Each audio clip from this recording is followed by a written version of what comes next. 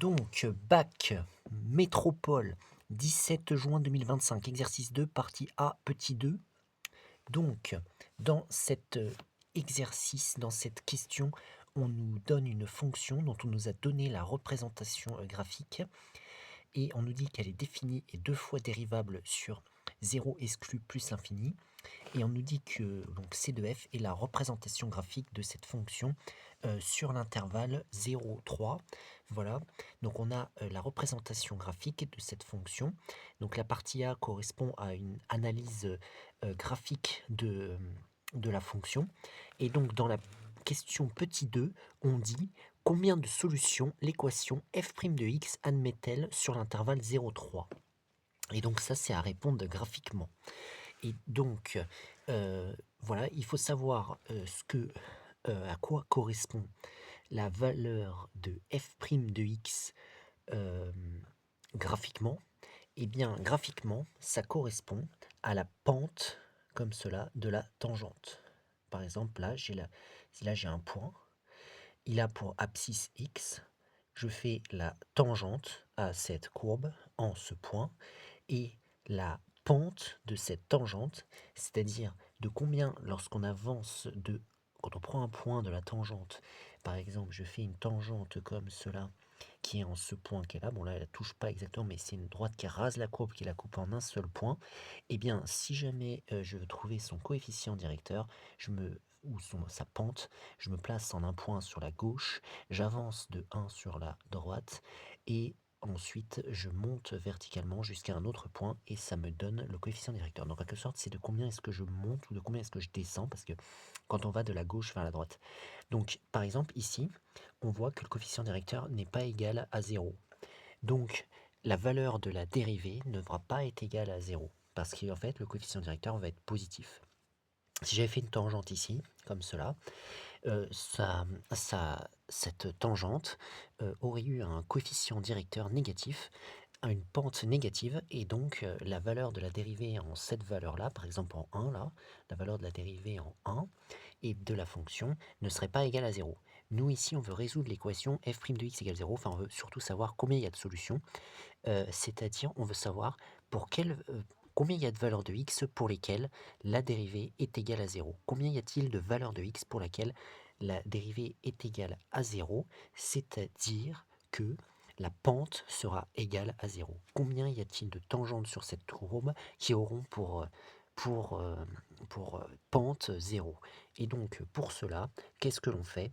On regarde la courbe et on regarde où est-ce que les tangentes vont avoir un coefficient directeur égal à 0, c'est-à-dire qu'elles ne vont pas monter, elles ne vont pas descendre, elles vont être horizontales, parallèles à l'axe des abscisses.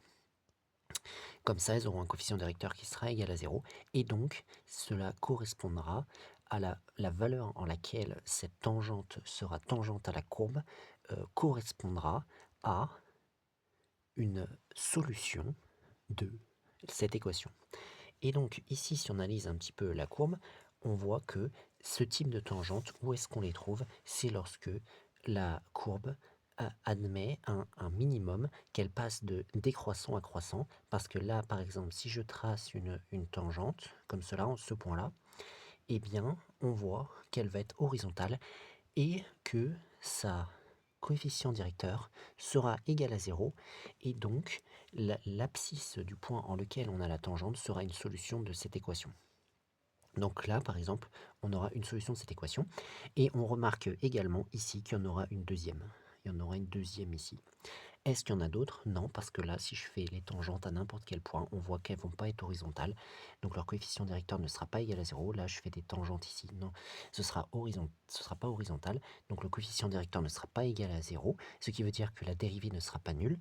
Donc du coup, sur l'intervalle 0,3, il n'y a que deux valeurs. Il n'y a que deux valeurs en lesquelles la tangente à la courbe, au point de cette valeur, est horizontale, et donc son coefficient directeur est égal à 0, ce qui veut dire que l'équation f' de x égale 0 admet uniquement deux solutions sur intervalle 0,3. Donc, combien de solutions l'équation f' de x égale 0 admet-elle dans l'intervalle 0,3? Donc, on va répondre par une phrase. Donc, on pourrait dire... Donc pour x appartient à 0 exclu point virgule 3, voilà, virgule, f' de x correspond à la pente de la tangente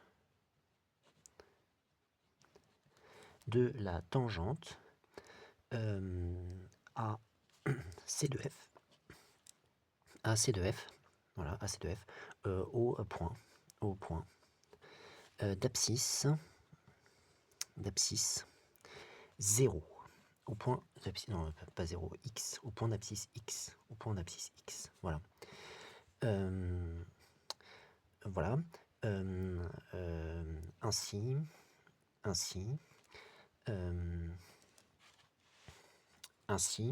f' de x sera nul lorsque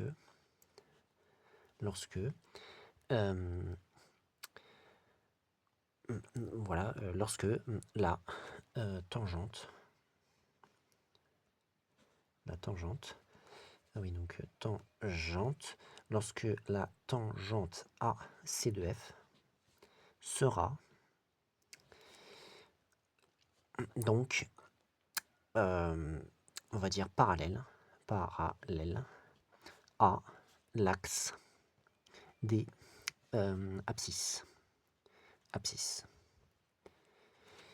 C'est-à-dire pour la valeur de x, pour le point qui a pour abscisse x, ce point ayant une tangente parallèle à l'axe des abscisses. Donc sera parallèle à l'axe des abscisses. Or, non, c'est pas or, c'est or. Donc deux tangentes. On voit ça graphiquement, hein, deux tangentes à C de f sont horizontales sur 0 exclu, point virgule 3 inclus. Donc il y a deux tangentes qui sont horizontales sur 0,3. Voilà. Ainsi,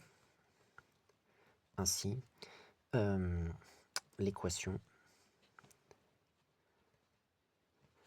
f' de x égale 0 admet deux solutions sur exclu 0, point virgule 3 inclus. Donc voilà comment est-ce qu'on peut répondre ici à cette question 2 de la partie A de l'exercice 2 du bac mathématiques métropole 17 juin 2025.